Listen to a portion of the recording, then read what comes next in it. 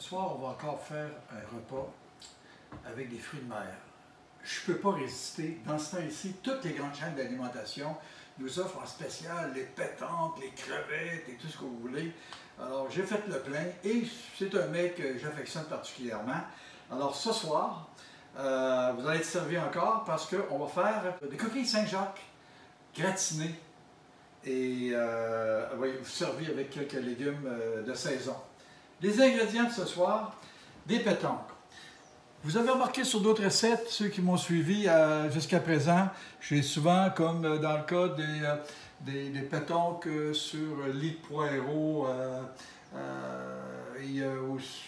bref, vous avez vu que certains repas, je mets en valeur les gros pétanques. Dans ce temps-ci, les gros pétanques dont je parle, ça coûte 4 à 5 $, imaginez-vous. Mais pour faire une sauce et une coquille Saint-Jacques comme ça, bien, les petits 40-60, c'est tout à fait correct. Et puis, contrairement au repas où est-ce qu'on doit griller le pétanque, bien, ici, j'ai gardé le jus, le liquide qu'il y avait dans l'emballage scellé afin de bonifier ma sauce en temps voulu. On a ici l'équivalent d'une échalote française. On a ici un peu de vin blanc, admettons une demi-tasse approximativement. On a un gruyère ici, un vrai gruyère de qualité. Ici, ça ressemble à une soupe, là, mais c'est un fond de veau, pas un fond de veau, un fumet de poisson. J'en ai déjà parlé aussi. Les fumets de poisson, c'est extraordinaire. Depuis quelques années, on en trouve dans les marchés d'alimentation, dans les poissonneries. Je le trouve un peu cher, mais c'est mieux d'acheter que faire son fumet de poisson à la maison. Et ici, on va faire 3 ou 4 portions et on va probablement utiliser tout le fumet qu'il y a là ou partiellement. Ici, du beurre, de la farine qui vont d'une part servir pour faire notre sauce poisson, sel et poivre. Et on a ici Cornet, un sac avec sa douille de pâtisserie qui va nous servir pour étaler les pommes de terre purées autour de notre coquille Saint-Jacques.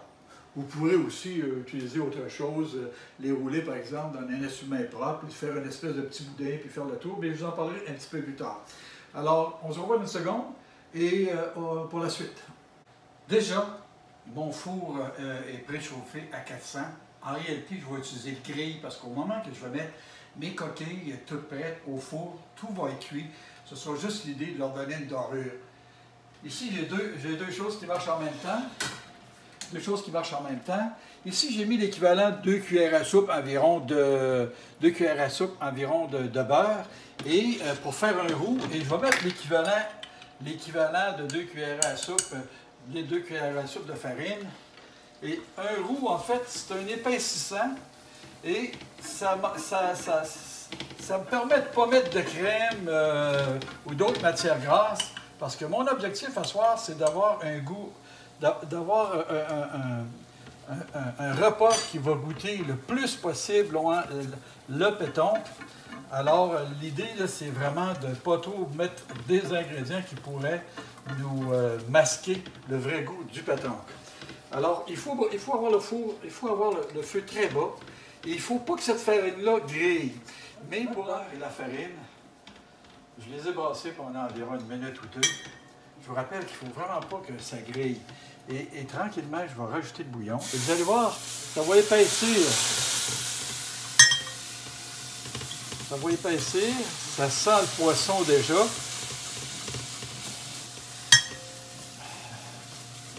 Alors, s'il y a une recette où est-ce qu'il y a diverses versions, encore une autre recette où est-ce qu'il y a des tonnes de versions, et souvent, on entend parler de coquilles Saint-Jacques qui ont été faites avec une béchamel. Le même début avec la farine et le beurre, mais on ajoute du lait à la place et ça fait une béchamel. Alors qu'en utilisant le fumet, avant même de mettre un fruit de mer dans cette sauce-là, déjà, on a les arômes là, de poisson avec le fumet. Et regardez à quel point ça épaissit. Regardez à quel point ça épaissit.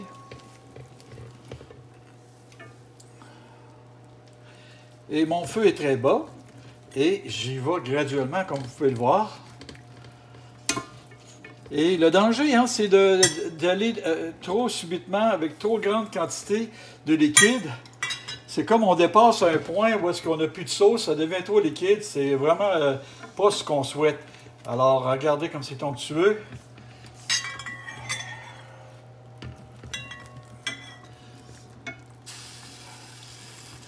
Et curieusement, sans avoir ajouté de farine en cours de route, c'est plutôt le liquide qui crée cette onctuosité-là. Alors, simultanément, je vais me déplacer, je vais rajouter un peu plus de liquide. Ici, je me déplace ici quelques instants. Le temps de mettre ce poêlon ici. Je mets le vin. Je parlais à environ demi-tasse. Alors, l'idée ici, c'est de faire cuire et de faire évaporer l'alcool. Si j'aurais eu de gros pétoncles, je les aurais mis dans le vin avec l'échalote 1 ou 2 minutes loin, afin de les cuire un peu. Mais puisque présentement mes pétoncles, c'est des 40-60, c'est tout petit, alors je vais plutôt laisser réduire la préparation avec le vin ici. Et je vais le faire réduire presque des 3/4. On va ajouter ça à notre sauce tout à l'heure pour lui donner ce petit goût d'échalote française et de vin. Alors, je continue mon travail sur ma sauce. Et dans ma consistance, je tiens compte que je vais mettre le peu de liquide qui va rester tantôt tout à l'heure. Il m'est arrivé, il m'arrive régulièrement de m'exciter puis d'en mettre trop rapidement. Et ça ne donne pas vraiment de bons résultats parce que ça devient excessivement plus liquide. Et là, il faut attendre au moins que ça s'évapore afin que ça ait la consistance voulue. Et à date, tout se passe bien. Et comme d'habitude, afin que tout le repas arrive en même temps, alors les belles carottes de saison ont été pré-cuites. Il s'agira juste de les passer au micro-ondes. Alors, je laisse ça aller tranquillement. Laissez-moi sentir juste l'échalote et le vin blanc. C'est déjà des arômes extraordinaires. Et tout à l'heure, en ajoutant le fumet de poisson à la farine et au beurre, déjà on avait une odeur de poisson et on n'a pas encore mis un morceau de pétoncle encore dans notre sauce. Alors, ça s'annonce tout à fait bien.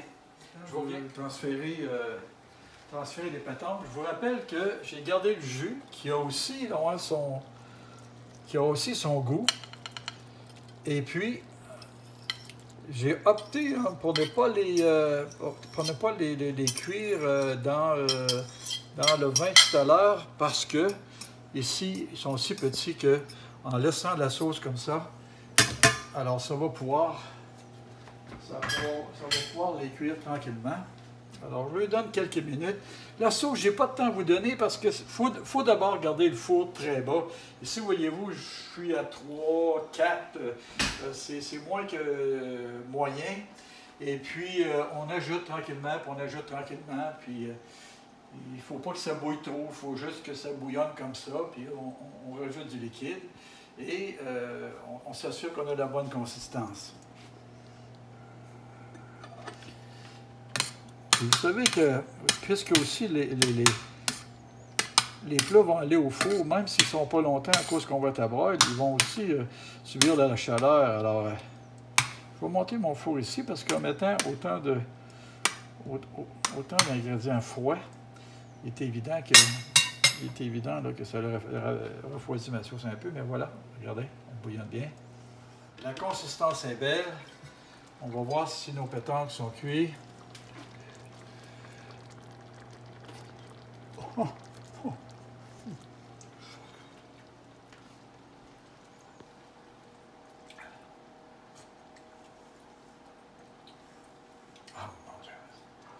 Excellent. On est prêt à préparer nos coquilles. Je vais en mettre 4, 5, 6. Je vais en mettre 4, 5, 6 comme ça.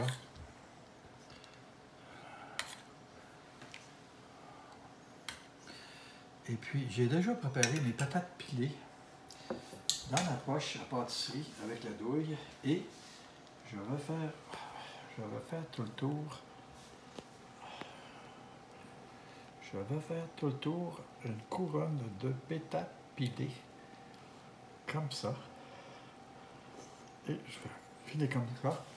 Et je vais compléter avec un peu de fromage dessus.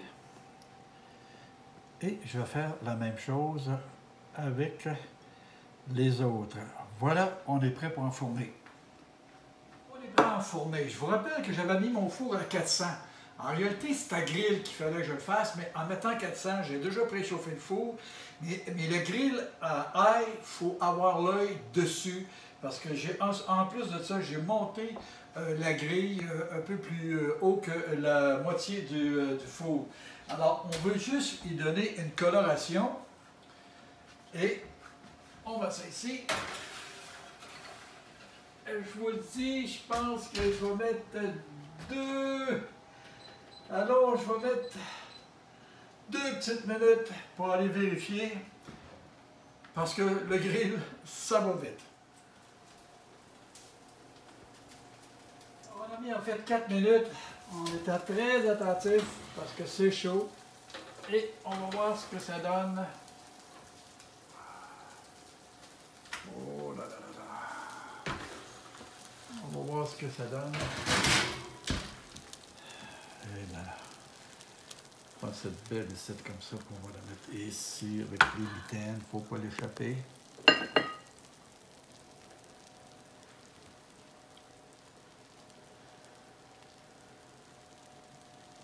Une petite touche finale. Avec des jeunes pousses de pois mange-tout.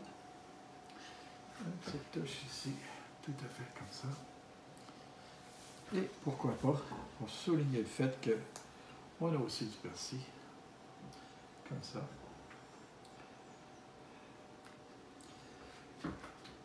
Alors, comme ça. Alors, ce soir, des fruits de mer, coquilles Saint-Jacques, avec les carottes de saison.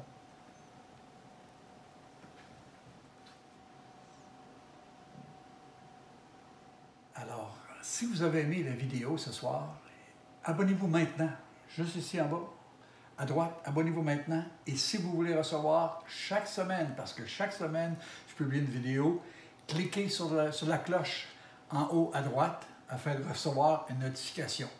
Là-dessus, bon appétit!